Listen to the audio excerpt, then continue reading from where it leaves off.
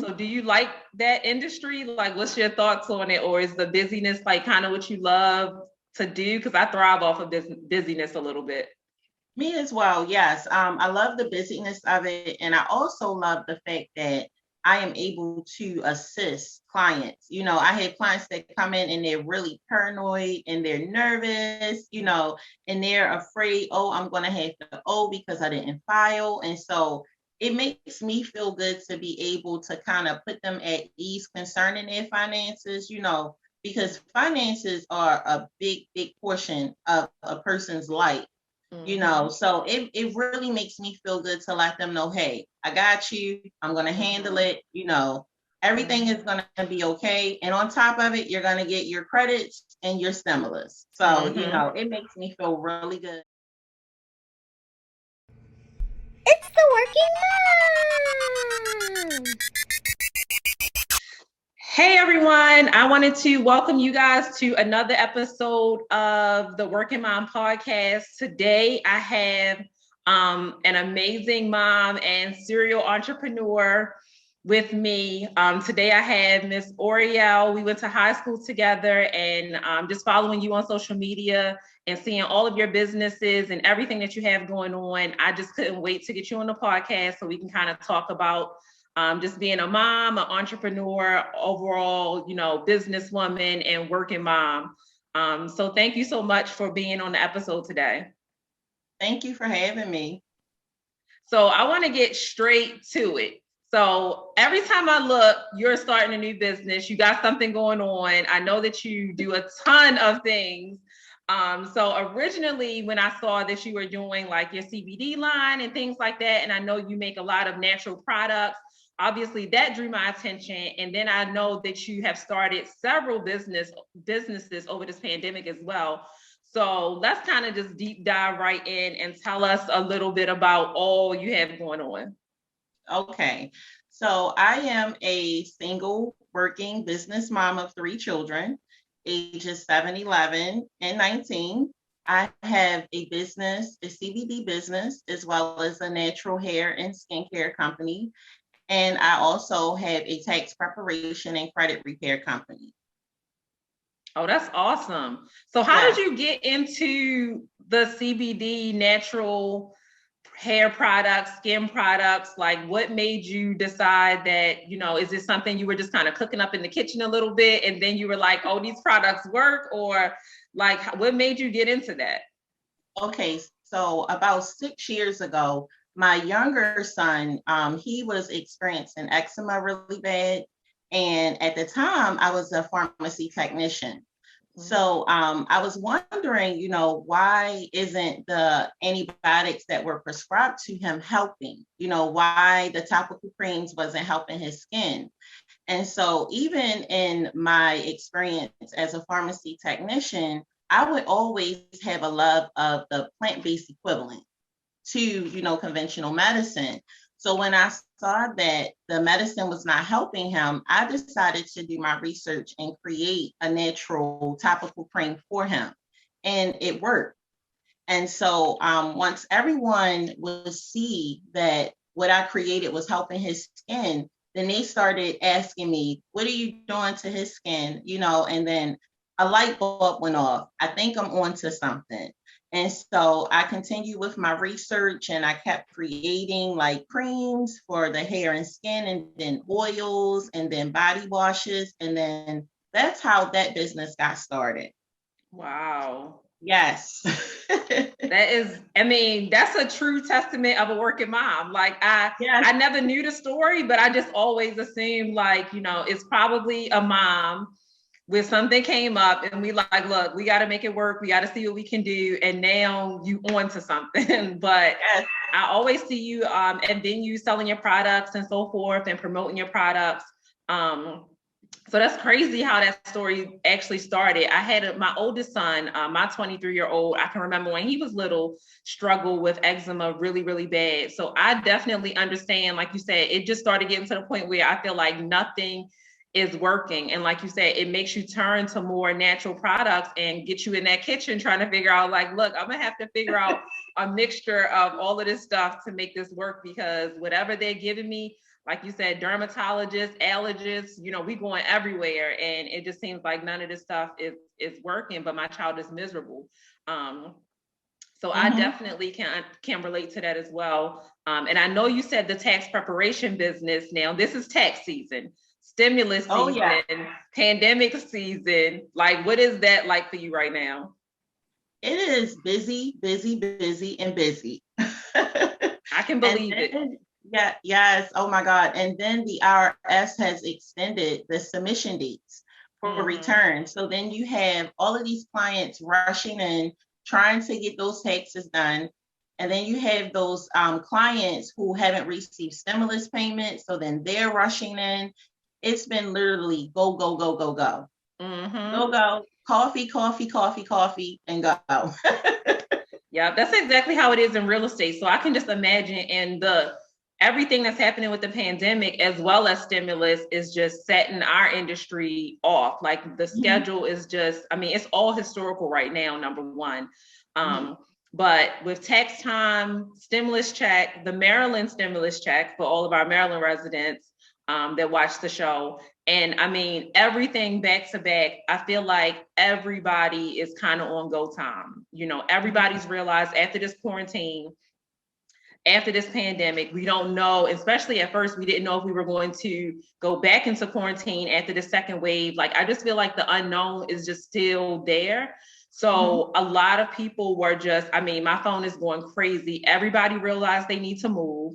Everybody realized they need more space, even if they're not ready to purchase yet, maybe a lease to own, maybe a rental. But on top of that, the kids are home all day. You know what I'm saying? Now everybody needs their own space, because similar to, myself and my husband, we have kids all in different grades, so you can't have everybody kind of in the same room, because they need to hear, they need to pay attention. It's so much going on in the house already, on top of everybody's working from home. So I think everybody realized they need more space. So the real estate industry was going crazy. And then with all the stuff with the stimulus and taxes, and they were basing a lot of people's stimulus pay off of their tax returns from, what was it, was they basing an original stimulus packet off of the 2018 or the 2017? I know it was like a previous one. Yeah, it was 2018. Okay. So do you have people who may not have filed 2018 trying to run and file so they can claim and get the bag? I could just almost assume that, because now people are probably like, hey, I didn't file, but now, these stimulus checks are coming out, and, especially this most recent one that was a little more. I know people are going back to try to back file, multiple years and all of that stuff. So do you like that industry? Like, what's your thoughts on it? Or is the busyness like kind of what you love to do? Because I thrive off of this busyness a little bit. Me as well, yes. I love the busyness of it. And I also love the fact that I am able to assist clients. I had clients that come in and they're really paranoid and they're nervous, and they're afraid, oh, I'm going to have to owe because I didn't file. And so it makes me feel good to be able to kind of put them at ease concerning their finances, because finances are a big, big portion of a person's life. So it really makes me feel good to let them know, hey, I got you. I'm going to handle it.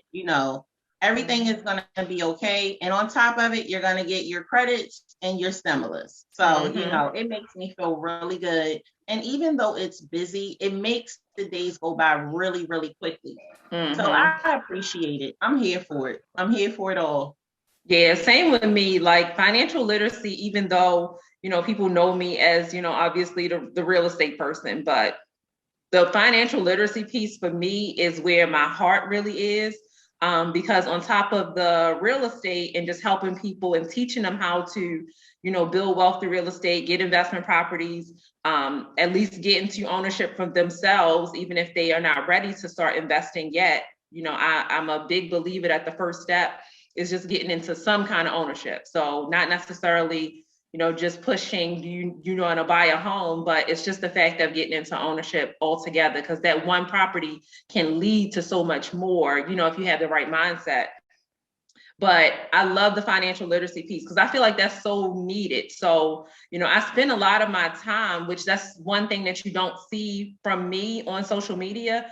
I spend a lot of my time on the back scene helping people get to the point where they can qualify. And a lot of times I do that at no charge.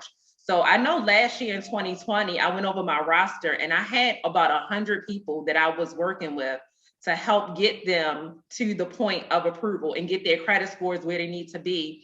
And myself and my team of lenders and other people that kind of can assist with their systems, but we kind of set these strategies for people. And a big piece of it is taxes. I mean, a lot of people haven't filed. A lot of people have not paid. They may have liens, they may have collections, other things like that. So those things are really pulling their score down. And I've seen, especially in our region, and where we're from in Baltimore, I see a lot of people that do suffer from like trying to figure out what do I do next to get my scores where I need to be. A lot of them suffer from just having all of these small past bills that they never dealt with. Like they just feel like, Comcast made me mad, so I'm not going to pay them. You know what I'm saying? And it's like, well, it's not going to go away. And trust me, you don't have the manpower to beat Comcast. So just pay them the $250, but it's collections that's sitting on your credit, pulling your score down for the past 5 years, allowing you not to be able to move forward on a lot of things that you want to achieve. So I love that piece as well. It's a big, that's a big piece of what I do. That I feel like maybe doesn't get highlighted enough on, as far as me as well. So I feel like we really need to possibly for 2021 really push that piece of it. Like not only, I do tax preparation, but just helping people, giving them the knowledge, giving them the information. The same way with a lot of my realtors, when we're out, I don't show a lot of, I do a lot of mentorship. Sometimes every appointment I have, I might have 2 or 3 realtors just following me along throughout the day, just trying to learn and watch everything that I'm doing. And you never know who's watching, you never know who's looking. And, that knowledge and that information is just not there in our community. So like you said, a piece of it that brings you that fulfillment is just really knowing that you're helping somebody. A lot of times, our people just really don't know what to do and they feel like they don't know who to trust. That's the biggest piece of it.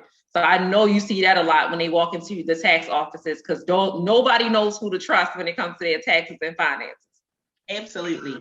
And I found that to be a really big issue. A lot of times I'll post on social media, hey, I'm doing taxes. Hey, stimulus only returns are available.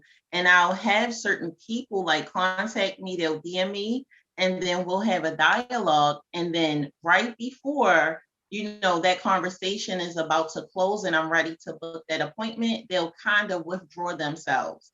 And I've noticed, I said, well, maybe, it could be a issue of trust, because I don't want this person in my finances. I don't want this person to know how much I've made or how much I haven't paid or, the various things that I owe. And so I try to extend professionalism and be personable at the same time, just to try to let them know, hey, even though you may know me or you may not know me, I'm looking at you as a client in the client space, not that I, know you personally, but I'm here to help.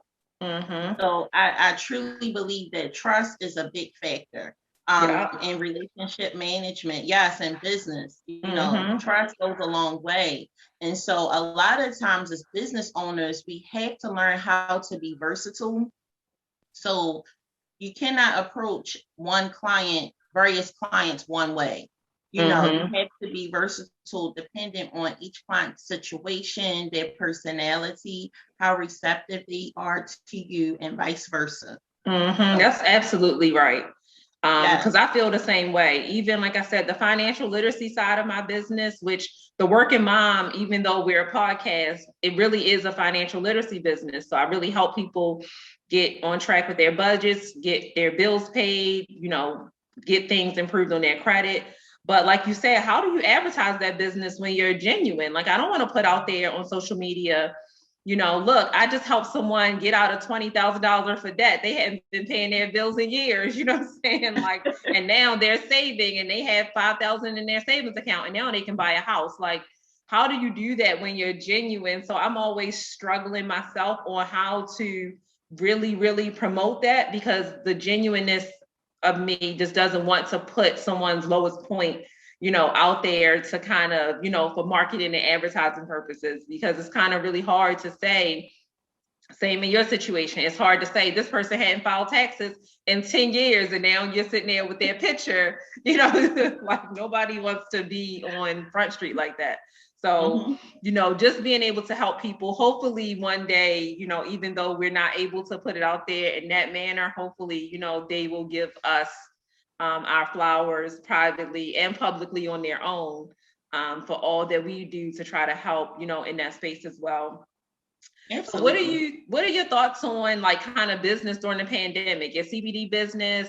I know venues probably have been shut down for a long time, even though, when this weather break, we see it's starting to open up a little bit. But who knows if we have another winter shutdown. So I always try to ask entrepreneurs that are going through this pandemic with business. Obviously, your tax business is, it is what it is. That's going to boom, during tax season. People want their returns. But what about some of the other things that you have going on? Like, how did you kind of deal with the pandemic and, overcome everything to kind of get your business reestablished? Well, honestly, the pandemic has really benefited my businesses, because all of them are online as well as in person. Pre-COVID, I was able to sell and distribute CBD. And then pre-COVID, I was able to prepare taxes online as well as offer the credit repair services. So COVID just really increased my client base, with various platforms such as webinars, Zoom, FaceTime. I'm able to prepare taxes for clients via virtual preparation, coaching them as far as credit repair. So although COVID is unfortunate, it has posed to become a blessing as well. Yeah, I feel the same way. Like a lot of businesses, once we were able to navigate through the initial scare of it, kind of like, what is this? People are dying, all of that. And like you said, that obviously is so tragic for all of those families that have lost loved ones. But just speaking on the business aspect, we had to reinvent our business. And the same thing for us in real estate. At first, it was kind of like a halt, because it was like, we go in and out of people's homes, you know what I'm saying? So we had to reset everything and kind of figure out how do we do this moving forward. But like you said, so much technology has come out and that we have implemented during that time that it's actually been a blessing, because it saves so much time than the way we was doing it pre-COVID. Because like you said, virtual consultations, like, oh my goodness, I can squeeze in 20 of them a day at this point almost, where when I'm going out face to face, there's no way I can do that. I would possibly have 1 or 2 consultations, per day, because now I have to go to the office. I have to wait for the next person, confirm that appointment. For some reason, if somebody doesn't hop on the virtual and they have to reschedule, then you can just go ahead and do whatever you were doing anyway, and it doesn't really waste a lot of time. So I teach that as well when I mentor, to really take advantage of, everything with the pandemic, take advantage of this virtual. And my personal opinion is that I hope it continues this way moving forward. Like, I hope we don't go back to the old ways, like virtual open houses and all of that stuff, and even virtual doctor's appointments. My kids take band lessons virtually now. I mean, dance virtually. And don't get me wrong, I do understand the face-to-face portion of it. So I'm not saying take that completely away, but I mean, us as parents, we were ripping and running every single day. And now we find out half of this stuff can be done virtually and still, achieve the same outcome. So I definitely feel the same way. The pandemic has boosted business like crazy. So everybody is now like readjusted to everything. And I know that everything is like opening back up slowly but surely. So I feel like even those businesses that were truly struggling will start seeing some real relief pretty soon as things open up. Restaurants, businesses, salons. I think that was the main thing for me a little bit when they closed down every store. Like, we could deal with it for a minute, but then after a while, us as ladies, I was like, look, I can't even get a comb. I can't get a brush. I can't get a new, hairspray. Like, we were on Amazon trying to order stuff. Amazon had nothing at that time. So I think once they started letting even a little bit of stores open, you know, took a 10% capacity, any little thing, then I was okay after that. But it really has showed us how we can survive and how we can still adjust and make that adjustment when almost like the whole country shuts down, especially with business. So I definitely agree that business has been definitely historical right now, like historical times. So I do want to ask you, because you do run so many businesses, kind of what do you like, what would you give to if you're speaking with a new entrepreneur, even an entrepreneur that has their business and they're still trying to get, you know, afloat, or still trying to get the swing of this, you know, entrepreneurship thing, because, you know, it is something to make an adjustment to. So what would you say? I don't like to always talk about the good things of everything. So what would you say on the other side would be like some of the struggles that you face as an entrepreneur? And I know we're going to say number one is support, because that's just like the biggest thing. But in your opinion, you know, what's your number one struggles as an entrepreneur? Oh, wow. I would say the number one struggle, of course, is support from your immediate circle, you know, family and friends, because I think the thing about that, they kind of see you in this light as being a family member or a friend, you know, because that is what they're used to. They really do not see you as a business person. And so that's where that trust factor comes in, that because you have to really try to gain their trust in a different space, you know, as opposed to being a friend and a family member. So I would say support is one of the main struggles that I have experienced. However, on the flip side, it has been a blessing to me because it really showed me how resilient I can be in establishing relationships with clients, you know, that are not related to me, and clients that are, you know, way across the world, all the way across the world, you know, via online, pre-COVID vending events. You know, I would connect with clients from different cultures and backgrounds. And so that really created a positive light, you know, in terms of support. And most of those clients are repeat clients, you know, so that worked out. As far as struggles that I've experienced, wow, I want to say mastering balance. Mastering that balance as a working business mom. You know, I'm a single mom, so making sure that I set aside that personal space as well as the business space and not allowing the two to clash. You know, so if I have a meeting with a client on the same day that my son, you know, has basketball practice, I have to be able to master balance and time management. Oh, absolutely. And then the other struggle is confidence. Confidence in yourself, confidence in what you're selling, confidence in your concept of business, you know, because a lot of consumers will not take you serious in the beginning. So you really have to show and prove, and you have to have that confidence in yourself that what I'm offering is of value. You know, the service, the product is of value. You know, I may think it's a great idea, but then how do I cross communicate that over to a consumer who doesn't know me? So, you know, having that confidence, really standing firm and consistent in your beliefs in business is key. And also, I've struggled with funding and education. You know, I've done my basic foundational research on my industries, but to really go in depth, I would suggest that other aspiring or existing business owners be open to investing in your education. You know, absolutely.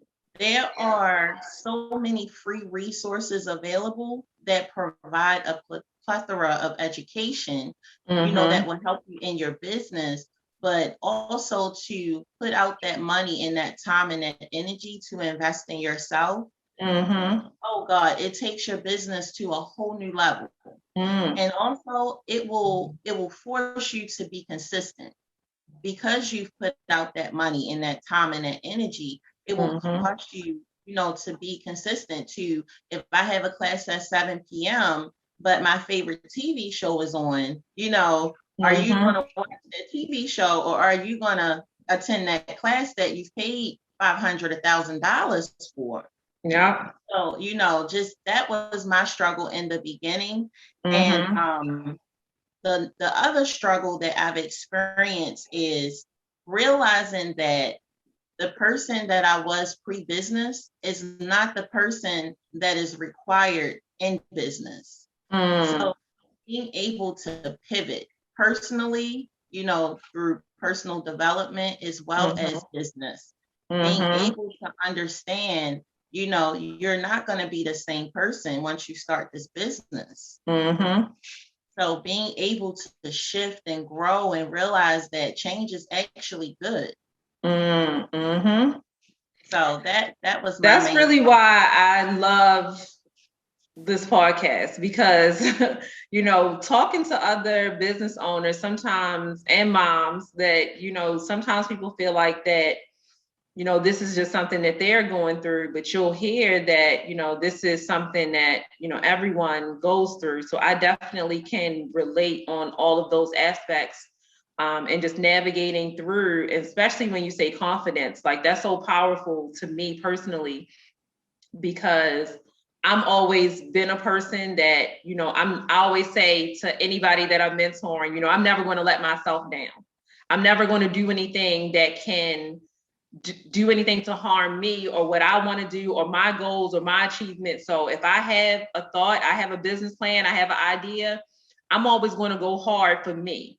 But explaining that to someone else is the biggest struggle, because everybody doesn't have confidence in me. And I'm meaning them, everybody doesn't look at themselves that way. And I feel like I get so many people, even in my industry, that I'm mentoring, and they're always like, well, maybe I'll just shoot them a text. And I'm like, no, that's the scared way. Why don't you call them and have a conversation? This is business. You know what I'm saying? Like, and I tell them, like, I train confidence more than I train technique. Cause I'm just like, when you call, like, you have to tell them, like, when you call, be confident in what you're saying. Know what you're saying. Be confident in what your knowledge is. Be confident in your professionalism. Be confident in the fact that, just like I tell them all the time, similar to your industry, a lot of these industries, we have to actually take classes. These are trade licenses. We have, studied and taken professional licensing exams to pass this stuff. Like, you're just not going off of anything. Like, you can't tell me what I know, because I work hard to understand this, and I've studied this, and I know what I know. So the confidence piece of it, I feel like so many entrepreneurs, like, speaking confidence, like, even that's a turn off for me when I'm speaking with someone and they feel like they are not that confident about their product. Like, I've gone places before, and I'm good at picking out somebody that, is not that confident about your own product. So how you expect me to buy it? I don't even know if you like it. Like, at this point, like, do you know what this product can do? Because you need to speak that way and come across that way. So like you said, that's such a huge piece of it, as well as, I always train on time management. I mean, nobody can get their time together. So balancing time. And I've always been big on, I always say, one of my sayings is, I use my 24 hours wisely. Like, I almost feel like I use almost every minute of my 24 hours that God has given me. But don't get me wrong, it's not like me using it for everything, I'm not missing out on some things, you know what I'm saying? So some people may say, Ebony's not going to show up to this. Like, Ebony's not going to come here, or they know not to invite me to things because it may seem like, I'm not going to come, or I'm not going to be present. Like, it's really hard just to be at the mall and bump into me, because I really don't have that leisure time to just be at the mall. So that's a sacrifice that I feel like you said, that balance and just knowing. So sometimes I find my self-confidence and my personal space in just doing things where, like, setting goals where, what, at least once a month, I'm going to actually go to the nail salon. Like, I'm not going to sit upstairs and just polish my nails real quick and go out the door. Like, that's just some things that I was always adjusted to doing. But people don't understand, like, those small things are just, personal mental time Like yesterday, I literally just blocked my whole calendar and I didn't have anything. Like I'm going to work from home. Like obviously I have calls and emails, but I just set that day aside. And sometimes I have to do that. And it's not like I set it aside to, go on vacation. I didn't go on the beach. I didn't, have this huge spa day, but just that downtime as a business owner is absolutely huge. And then me and my girls end up going to the tennis court. We played tennis for like 2 hours. We were waiting for the weather to break so we can get to the tennis courts. And it was, even though it was a little windy yesterday, we were still like, look, this is my down day. Let's just do it. But things like that, just the little things bring fulfillment to me. I don't really need a lot to have that personal time, but it's needed. So even in my training, I have a week that's called All About Me. And I know sometimes they look at it as if like, well, Ebony, I want to get the ball rolling. I want to go, but I don't do it until week 4 of my 6 weeks training. So when I do it in week 4, I basically put it there purposely. So entrepreneurs can know and start getting yourself in the mindset that if you don't set an All About Me day, you will literally send yourself insane. And that's how I feel like a lot of business owners burn out and then they don't continue. Like we see so many people on social media start these businesses and 12 months later they put in another business, and not necessarily starting another business, but they've stopped the other business, starting another one. And it's just like that bumblebee mentality. They're just buzzing all over the place and really haven't mastered one thing yet because they can't stay consistent with it. And I feel like they just burn out on one thing. And then they say, well, that doesn't work after just 12 months or even less. And then they start the next thing, where the main thing for me and with entrepreneurship is the consistency. Like it may not hit that first year. Like you got to go to that second year. And you even know as a tax preparer, the IRS allows you to take a loss like the first 5 years because they understand that a business cannot just be $1 million franchise in 12 months. Like you really, that's not the norm. That's a rare situation. So, just sticking in there and not kind of having that bumblebee mentality and just stopping and starting businesses all over the place. Like just give one of them time to really work and to really flourish. Like even if you pick up something else, like don't just throw businesses to the wayside, you know what I'm saying? Just really take that time out. So I love that response. Like that is all what I feel like every entrepreneur is dealing with. Confidence, time management, struggling with support. Oh Lord, that's just a whole nother topic. I mean, you could do a whole nother show on support. I see these memes all the time on social media that's basically like your biggest supporter is somebody on Facebook that you don't even know. And I mean, it's just the truth. I mean, whoever created that meme is like, that is so true. Like I have people sometimes even go on my website and buy merch and send me pictures. Like I have no idea who these people are. Like they're not even in my state. They don't know me from anywhere. And not only will they buy the merch, but they'll send me photos in it like, hey, Ebony, I love this hoodie or something like that. And I'm just like, I'm always still so humble and so shocked by people that, reach out to work with me and don't know me from Adam and Eve. Like to me, that's even bigger than working with someone that knows me. Oh, absolutely. Mm-hmm. I agree with you. And I always say I would rather have one client that I don't know that is my client for decades than to have 5 clients that I do know, but they become one-time clients. Mm-hmm. I've always said that. And so I do believe that it goes back to your online presence. You never know. It's not just about the people who respond and they like and they share your post. Mm-hmm. It is mainly the people who never respond, who you don't think is paying you any attention. Those Absolutely. Are the ones that are, behind the scenes admiring you, wanting to work with you. Mm-hmm. They could be, aspiring entrepreneurs. Mm-hmm. And once they see that consistency and your post, it'll give them the drive that they need, and it'll help to build on that confidence to contact you, to mm-hmm. connect with you, so you never know. Mm-hmm. So I think that online consistency is definitely key. Mm-hmm. It is definitely key. And I welcome, clients that I don't know. I mm-hmm. welcome customers. I would prefer to work with them, any day. Yeah. And so It's like a niche market for the people that follow you on social media or on your platforms and never comment, but will reach out to you to work with you and refer people to you constantly. Like those unseen people, like those people need to be getting their flowers and be rewarded, because it's not all about, and I hear people say all the time, like somebody has all of these followers, but they only get 10 likes. And I always even tell my realtors on my team, I say, well, if you ever want to test the algorithms, just put a video out. Just say, hey guys, good morning, this, that, and the other, and see how many people watch that. So now you can see how many people are watching and looking versus just hitting the like button. Like, don't always go by likes. Like, I don't even know what that really means. Like, it's like is that like that what drives you to say that you have a successful business by the amount of likes that you get? Because like you said, any entrepreneur that's successful will tell you the main people that reach out that I'm doing business with are the people that have been on this page and have never said a thing. Absolutely.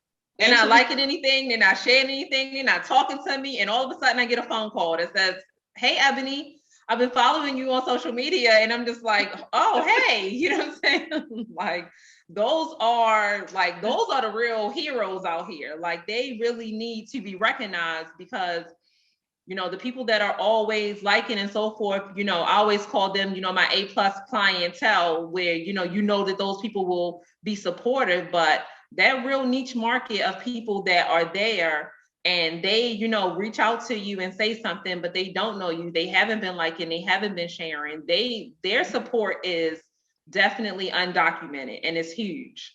Absolutely.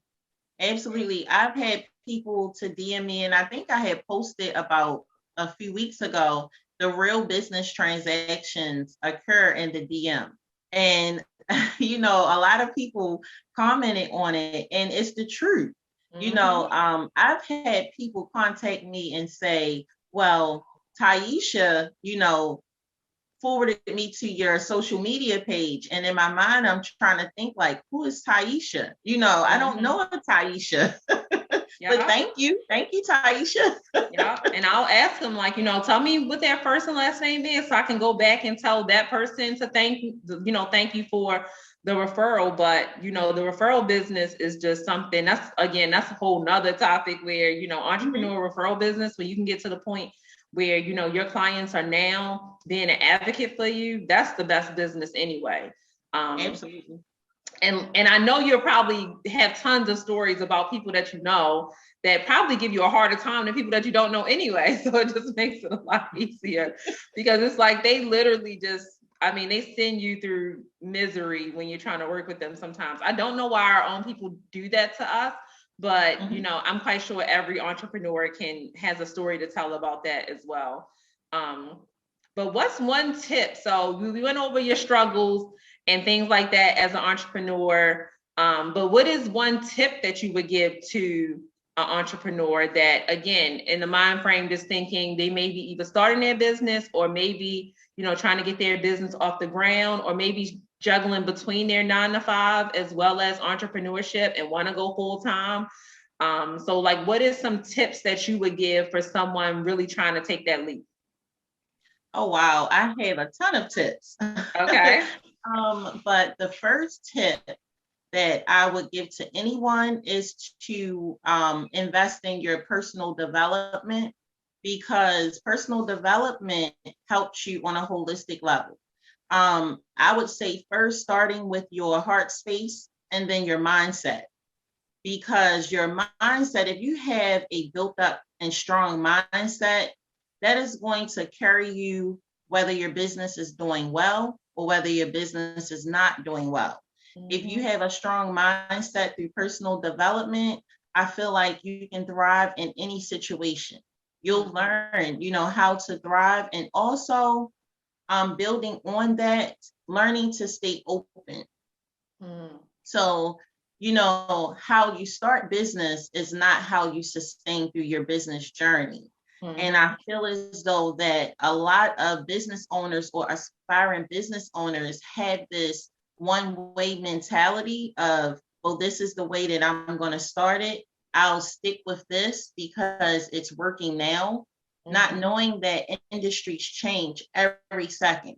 So being able to stay open to pivoting pivoting, staying open to being flexible, staying open to, okay, with technology developing every second, I need to be able to be open and possibly consider that this method of operating my business, or what I thought would help jumpstart my business, is not going to carry me through my journey. So definitely that is my second tip. My third tip is to read, and read. Read, because your life depends on it. Your personal life, your business life depends on it. I would definitely recommend, and this is a classic, Think and Grow Rich. I definitely recommend that book because it works on your mindset, and those principles that are taught in that book can carry you through business and personal life. And you could revisit that book and find something new every single time that will help you. So reading is key. I recommend Think and Grow Rich. I recommend the 7 Habits of Highly Effective People. I recommend that book. I recommend, for mental and spiritual development, The Secret.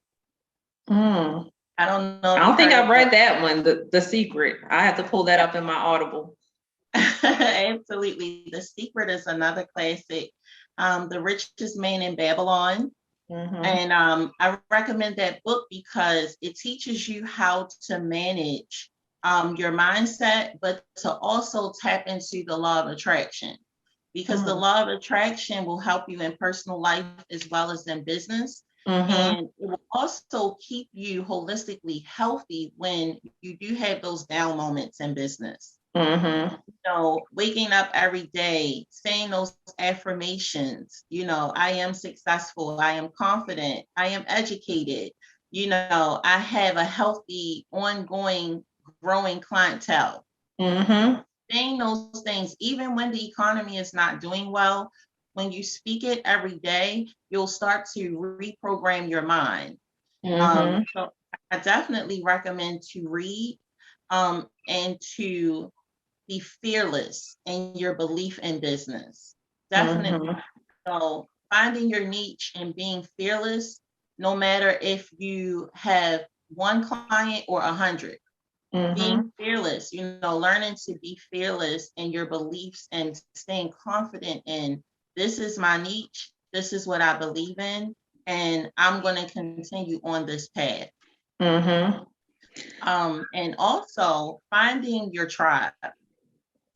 Finding your tribe through online groups, Facebook and IG, LinkedIn, is an awesome resource for finding your tribe. Really being open to expansion. For instance, if you're a cosmetologist, of course you want to join those Facebook groups or follow those Instagram pages of other successful cosmetologists, but also thinking outside the box. So online learning is trending. So along with being a cosmetologist, think about how you could maybe create your own hair care line, your own swag for your business, your own training, online training masterclass. Really thinking outside the box is so much that you can do when you're open-minded. And definitely learning to master balance. Because especially if you're a working mom, if you're married, or if you're single, learning how to master balance by creating that plan A, B, and C is going to be key. Because plans fail, strategies sometimes fail. So you have to be able to have that backup plan. And then the backup plan to that backup plan. So I definitely would give those tips. And, just be open also to international business, because a lot of the support that allows businesses to thrive is not within our region.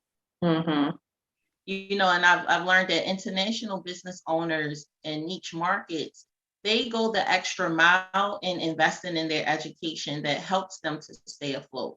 Mm-hmm. So I would definitely give those tips to anyone, that are thinking about entering the business field, or are existing in business, but not doing so well, just making sure that you invest in you. And don't feel bad about it. It's not selfish. It's actually going to help you in the long run. Yeah, I get that all the time. I get the question, why is it that I go to seek so much education in my industry? Especially, they look at it as if like you're already, seem to be pretty successful, that you know what you're doing. Why do you go to still get all of these business degrees and finance degrees? And why do you still continue to do that? And I always say that I'm just big on education, period. I'm always big on, I always call myself a proud nerd. I'm big on, always educating myself and obtaining as much knowledge as possible. Now, if it turns into I'm educating myself so much that now I realize I can graduate, then that's a whole different thing. Sometimes, originally I wasn't even thinking that. You just taking one class at a time, just taking classes and just trying to get to that point. But I am big on education. So I think that's a great tip for entrepreneurs. Just educate yourself as much as possible.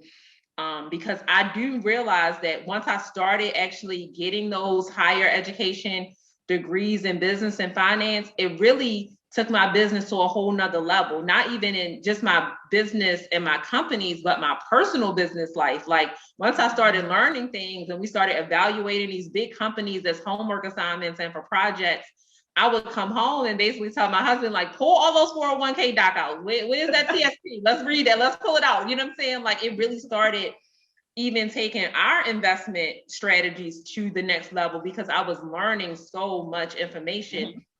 And then just learning about more management and team management, which I do now. I was able to start my own real estate group once I was doing my master's degree, because we learned a lot about team leadership and leadership in general, and being that CFO, being that CEO, being in a management position and just kind of leading a global team, So I just was learning so many business strategies. So I just felt like those things just took my business to a next level. And I feel like so many entrepreneurs are afraid to invest in themselves. And I don't know why. Like, why is it that they want so much from somebody else, but they only want as much as they can get for almost free? And it's like, even when I started turning my business over to working by referral, I took a course that cost me a lot of money to teach me how to turn my business by referral. And just like you said about social media, I've literally paid to take social media bootcamp classes, because for years, I wasn't even really big on social media like that. I really didn't even care to post or to build a platform on social media. I was always a really, really private person. So to transform myself, I was like, I really need to learn from the masters of social media. So instead of just sitting around and putting out posts, I literally just took courses to train myself how to master social media. And I feel like now, to me, social media is not just social media where other people just post for jokes and laughs. That's my full business. If my social media page got shut down, it would not just be a joke. I would literally probably be in tears, because I get more business there than I get from anywhere else from my platforms. A lot of my referral business and so forth comes from all of it. Like you said, even LinkedIn, Twitter, Instagram, Facebook, like all of them are, means to connect with people all across the globe. I have some people flying in the next few weeks from Nigeria to work with me, and they've flown in twice already. And the pandemic kind of stopped it a little bit. And now they're ready to come back in now that they have, that clearance to purchase a lot of property in Baltimore. So I always have people that reach out to me, like you said, on a global scale as well. But I feel like entrepreneurs just won't invest in themselves. And I don't know why. I train on it all the time and say, don't be afraid to invest in yourself. You're taking a chance on you. You got to be confident in taking a chance on you and your business and what your belief is. And if you have something that you strongly believe in, it's kind of like, well, how passionate are you about this if you don't want to invest in yourself? Like, you want me to invest in you. You want me to give you training and time and, everything I have. but you may have to take a little money. And all the time, I understand that everybody doesn't have it, but it's sacrifice. It really is. It comes to the point of sacrifice. You may have to sacrifice a coin or two to take that $500 course, because you know that course is what will probably take your business, and not even just financial wise, your mindset to the next level. And I feel like a lot of entrepreneurs, they only see things that they would invest in as a way to make extra money. But like you said, affirmations don't necessarily, you know, inadvertently kind of just make you extra money. Just because you say an affirmation, all of a sudden a client will come. But they don't understand that that's a huge piece of business. Like business owners, you know, we see all the time, if you follow Diddy on social media, he's always getting a massage. He's always taking self-care. Like these successful people are always, you know, taking that moment because they're huge. I recently downloaded an affirmation app on my phone, and some days that affirmation comes in at the perfect time. Like I could literally be about to just like, what is going on today? And all of a sudden I'll look at my phone and see a ding, and it'll say, you've been through harder times than this, you can make it through. And then I just go, you know what I'm saying? Just that. And it's really just like that little voice that just came through your cell phone. But I even start encouraging everybody, if you don't have an affirmation app, find an affirmation app on the App Store and download it and put it on your phone, so that throughout your day, it can tell you, because my application, my app is set to give me 10 affirmations a day because that's how many I need to survive. Absolutely. Yeah, yes. 10 affirmations. But I'm so glad that you mentioned all of that, because I mean, mindset and all of that stuff is huge in entrepreneurship, and I feel like nobody touches on it. They just touch on how to make the money. And it's like, if you know how to get your mindset where it needs to be, the money will come. And people don't really get that piece of it. You know what I'm saying? Like building your brand, building your business, like taking time to work on that. I promise you, once people see that your mindset is strong and that you have the knowledge and that you're confident and that you know time management, people will automatically come if you work on that. You can work on that sometimes more hours a day than you work on actually just posting your product. People will come the more you post and they see what kind of mindset you're on and the space that you're in. Oh, absolutely. Mindset will project exactly what type of personality you have to people without you even having to approach them verbally. You know, they see, like you said, the consistency of what you're posting, and they can see that, okay, she has a strong mindset or she's a positive person. I maybe want to link up with her, you know. And then the other piece that I wanted to touch on is that a lot of times we don't understand that everything is energy, everything, you know. So if you're fearful, and you don't get that fear in check, you're going to put that out into the public eye. And a lot of people are not going to want to work with a fearful person. You know, so definitely everything is energy.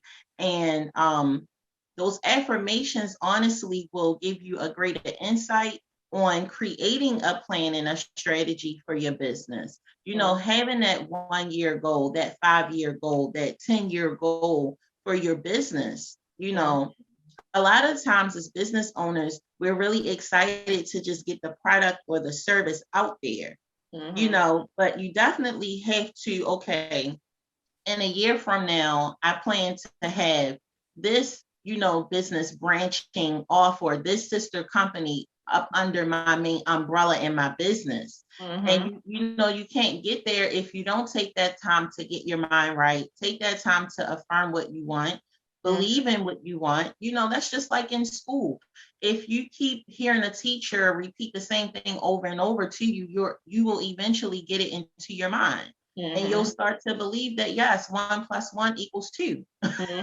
You know, so it works the same way in business. Definitely those affirmations. And I definitely believe in scripting, along with speaking out loud, really writing down, seeing it everywhere, you know, putting it on your mirror, putting it on your computer, you know, what your goals are and what your desires are in your business. So that when you do have those moments that are not so great, you're hearing those affirmations, you're speaking them, and then you see them posted everywhere as a constant reminder to not lose sight. Do not lose sight of your goals.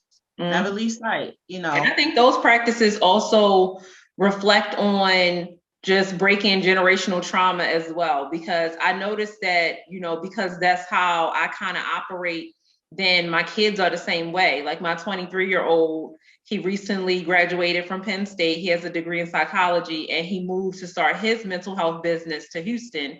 And I went to visit him, and when I walked in his apartment, his condo, he has little notes all over the refrigerator, everywhere. And it's just like, I didn't even tell him to do that, but he just picks up on, like, he lived in the house with a mom that writes things down, that budgets. Like, I sit everything down. Like, my kids are well aware what not only my goals are, but what our family goals are. It's not a secret. We're kind of like, you know, back in the day, your parents just did things. You didn't really know why they did it, how they did it, what their, you know, thought process was behind it. And I always kind of believed in getting everybody on board. And I feel like we were able to achieve so much more when the kids were also aligned in what we were doing. So even if we wanted to, you know, purchase another piece of property, do another investment or something like that, we would take a picture of the place and sit it right on the refrigerator. Because everybody know this is what we're doing. You know what I'm saying? Everybody know this is what the goal is. Everyone knows that on this Friday, we have calendars all in the office. Everybody knows what's happening with each person throughout the week and so forth. And especially like quotes. I have so many little sticky notes with quotes all around my computer and everything. And I get to my son's condo and he has sticky notes everywhere. So it was just like kind of funny to me. But I feel like those practices are something that kind of builds, you know, and breaks those curses and kind of builds a whole new relationship for the next generation and our kids and their kids to come. And I always say that even if you're not sitting down, you know, specifically teaching your kids every little thing that you know in business and that you're doing and every move that you're making, I feel like they pick up on those things. Like they pick up on those things more than, sometimes even more than what you sit down and tell them. So just having those practices all the time when they see that you're in that mindset. All of my kids have businesses now. Everybody's like, it's just because they see that in me. Like they're always around, you know, their parents that are like that. They see us always doing things. So they are kind of set aside from, you know, other people that may be their peers that may not have a lot going on. They might see that as like, man, let me stay away from this person. They don't have a lot going on or don't seem to, you know, be going in the direction and the energy that I want around me in the space that I want around me right now. So I feel like just maintaining those things also pass down. So I highly encourage business owners, moms all the time to maintain those things, keep an open, you know, open mindset, even with your kids, and making sure that they are aware because they're watching. I feel like they watch more than they really listen sometimes. So just watching everything that you do. I even notice sometimes my kids listen to the same music that I'm listening to in the car, and it might be like the oldest music ever. And I'm like, why do you have that on? You're 10. Like, you don't know what that is.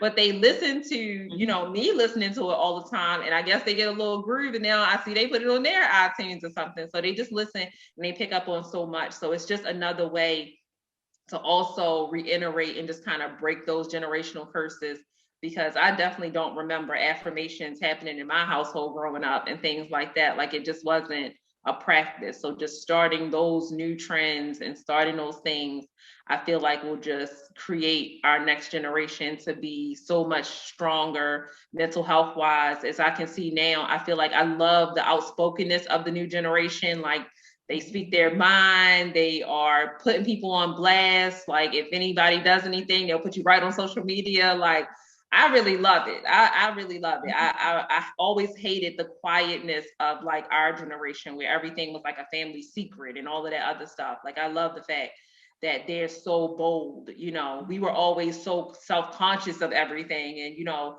wanting to put on a good persona and how people see us and how people think about us and if somebody likes us and all of that other stuff. And I feel like the new generation is definitely picking up on so much more. So I definitely love that. So just to piggyback up after all of that, so do you think that entrepreneurship is for everyone? Or do you think that, you know, maybe this is not a venture that everyone should take? Like we need, you know, regular 9-to-5 workers, like somebody has to work the drive-through, somebody has to work at the clinic front desk. Like, so, you know, do you feel as though this is something for everybody, or do we need some people to just kind of stay more career-based? Oh, wow. Okay. So I believe that entrepreneurship is for everyone, part and partially. I do recommend that everyone start some type of business, just for security purposes and for that personal development and growth and expansion, because a lot of times jobs do not offer personal development. They may offer training, hands-on training, hard and soft skill training, but businesses do not offer that personal development. However, I've had someone to tell me that they did not want to become a business owner and that they prefer to wake up at 5 o'clock, rush to get dressed and rush to the office and have that certainty that every 2 weeks they'll have that same amount deposited into their account. So I had to, as much as uncomfortable that comment made me, I had to understand that everyone, does not have an interest to become a business owner. However, in my heart, I would love to recruit everyone to become a business owner, be it small or big business, because I feel like on the flip side of that, you can still wake up at 5 o'clock. You can still rush to get dressed and then put that same time and energy into yourself and create a bigger paycheck for yourself. And a greater form of stability for yourself. Absolutely. And instead of just working in one position in business provides different areas and avenues under one main business. It provides time freedom in a lot of ways. It provides financial freedom. And another thing, a job does not leave a legacy to your children. A business, you can't, there's a cliche quote that you cannot leave your job to your children, but you can definitely leave them a business. So I do feel as though, entrepreneurship can benefit everyone. I just feel as though that for those people who feel like business is not for them, that they need to try to grow and have an open mind to the type of business, that you should create for yourself. Absolutely. I feel like, especially with the onset of COVID, it really showed everyone that owning some type of business is definitely a necessity. Absolutely.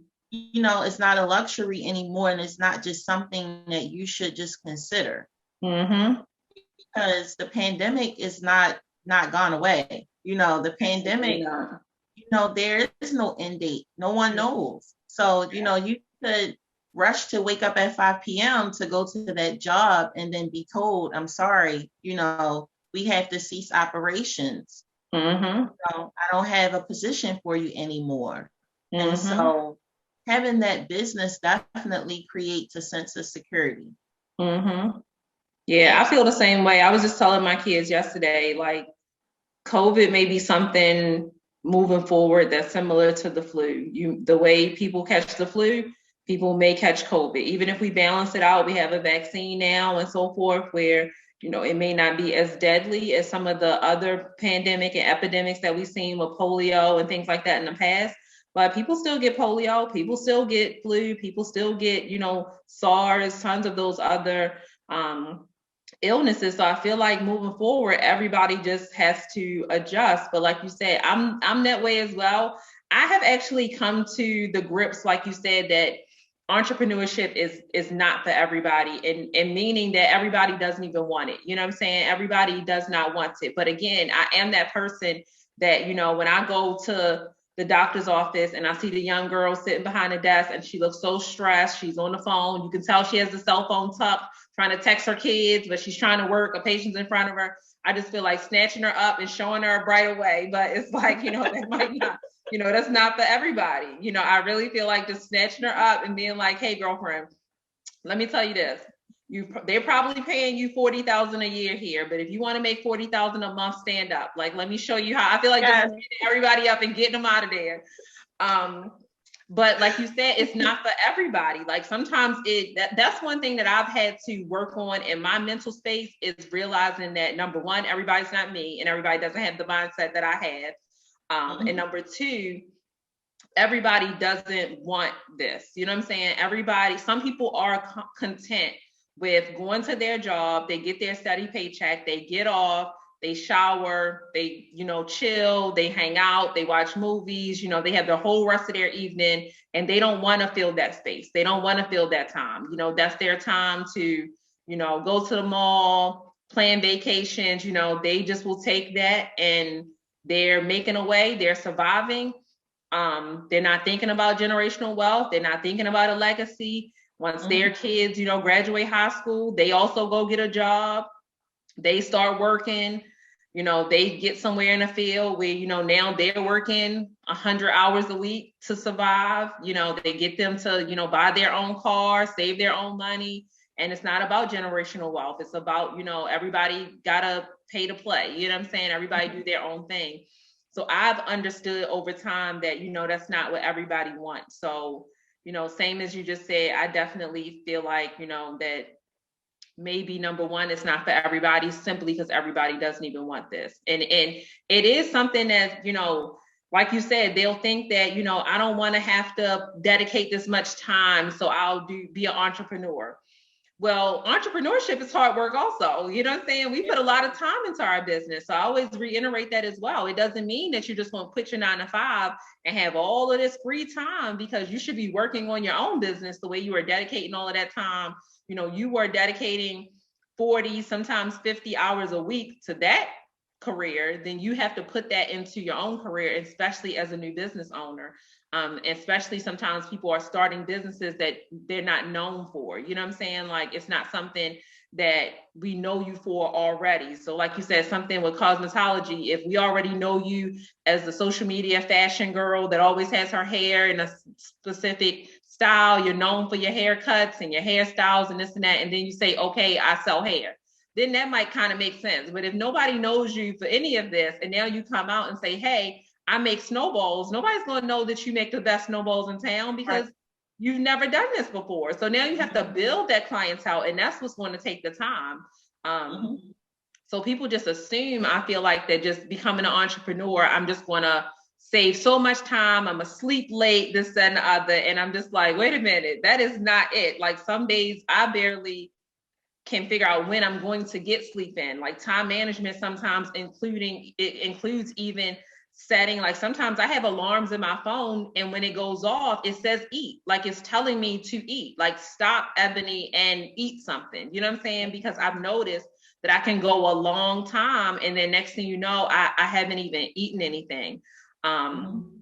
So it's not as easy as people think when they say that I'm a switch from that. But like you said, I definitely believe that if you're going to be an entrepreneur, you're going to have a 9 to 5, then I definitely think that you should take a little bit of time on the side to find, everybody has something that they love.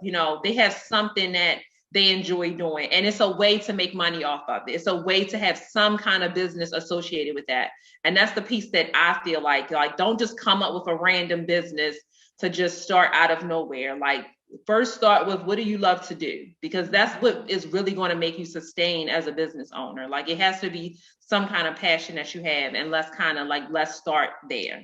Let that be the starting point. And then let's figure out, how can we make money? I mean, these kids are making money off of TikTok, for Christ's sake. We can figure out how we can find something that you love, to find a way, to make that something that you can start, making something that you can at least start investing with. Like, let's say you don't want to maintain that business forever. I'm just a strong believer in investments, like really start investing your funds instead of just, sticking it somewhere to just spend it all. Like invest it somewhere that at least can be generational to your legacy and so forth. So what I want to do real quick, I just want to go over like a spitfire round. We've been talking so much business and things, so I just want to have a little quick fun moment before we sum up. So this is just going to be a quick round of, you just pick one or the other.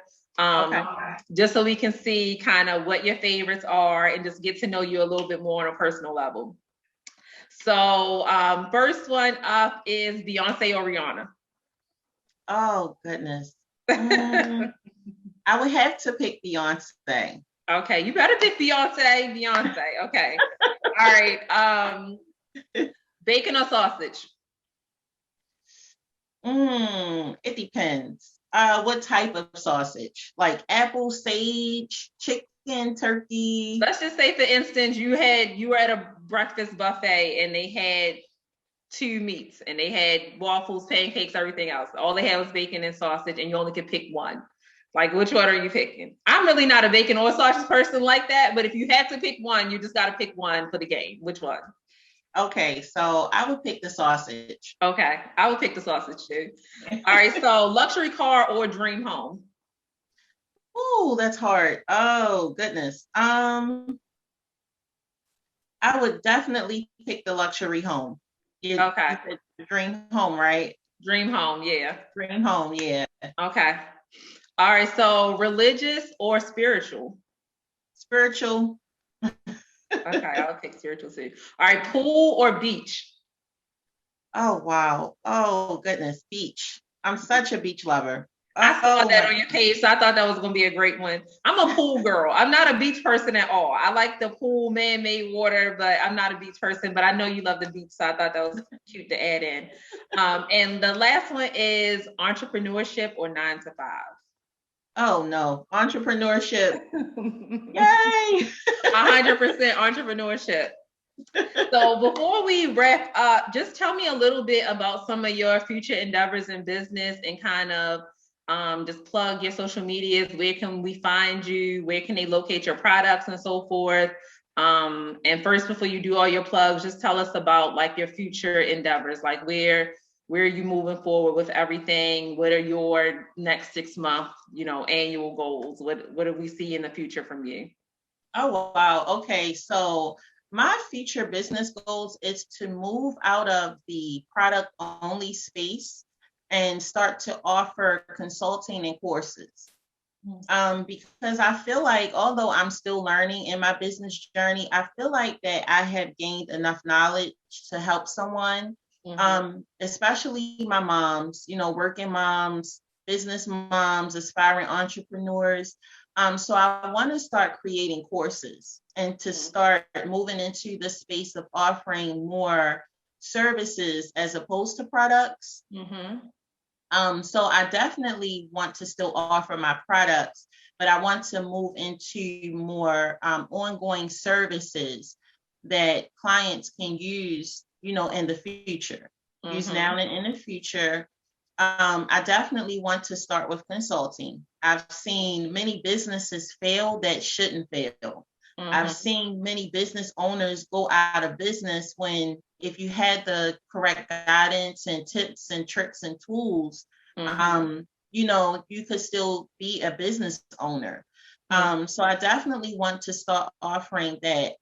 Moving forward, I don't know if you remember, I had contacted you years ago about real estate.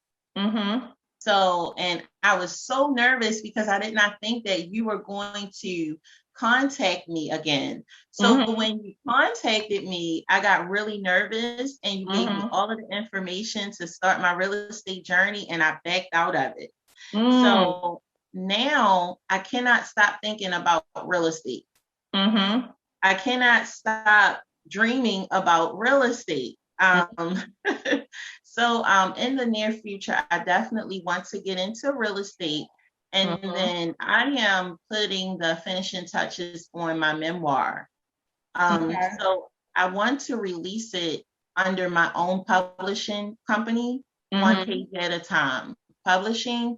But within that publishing company, I want to give other local and indie artists, artists and authors the opportunity to be published in the event that you were ever rejected by a large publishing house. So that is my future goals, to move more into the real estate space and to move into publishing.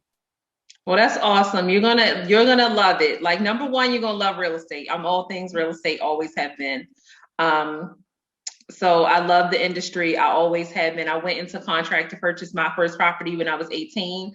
And I've been buying properties ever since, not only to live in, but to invest in and so forth. I'm never attached to any property. People always come to homes that I live in and they're always like, oh my God, it's my dream home. And I always say, well, you set your price and you can have it. Because I'm always detached away from real estate because I always look at it in more of an investment mindset. But I absolutely love this industry. So if you ever find an industry that is no ceiling cap on, you know, how much you're able to make, like you said, so many different avenues that you can go into and so forth. So please come over to real estate. I'm always pulling people over here. But definitely, as like you said, just expanding your businesses and all of that stuff, like, is awesome. You know, just always setting those goals and having that mindset to thrive on additional things. I love the master classes. I'm in the same space myself as far as some things that I have in the works as far as, you know, getting more education out there. Like I said, I feel like that's a piece of me that I already do, but I don't put it, you know, a lot of people don't know about it. I'm always mentoring. And like I said, any given day that I have appointments, I always usually even have realtors with me training people that are just licensed.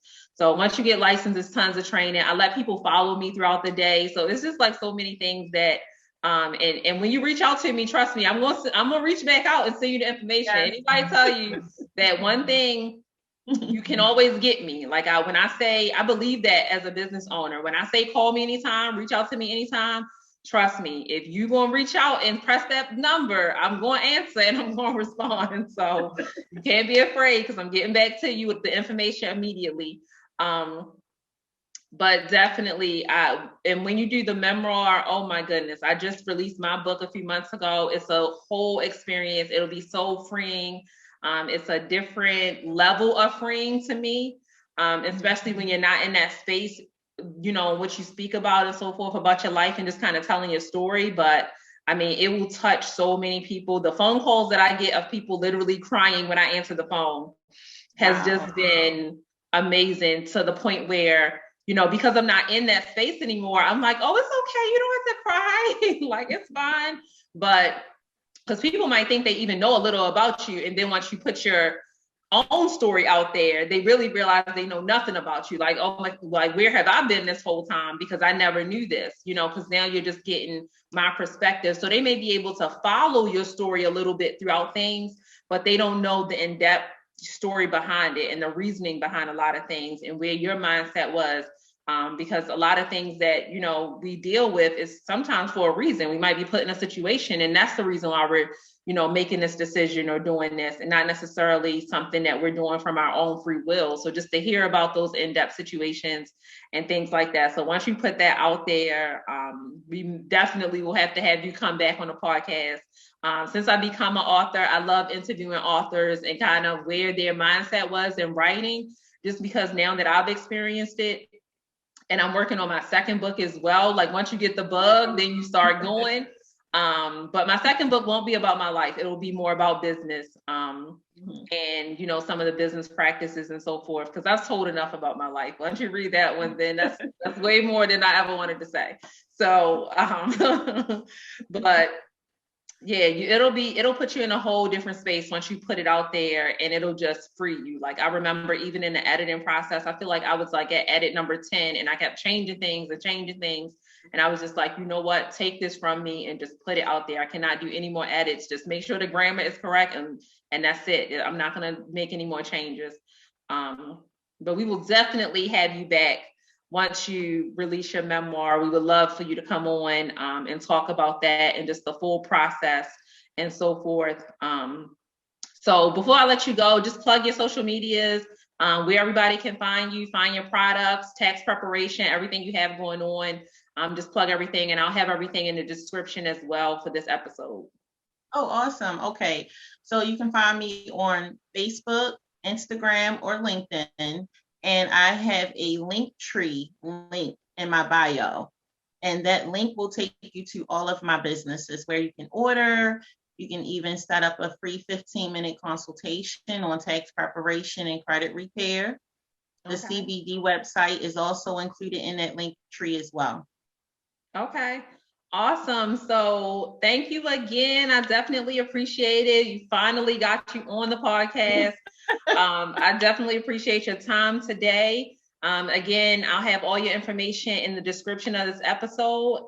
And thanks everybody for tuning in for another episode of the Working Mom Podcast.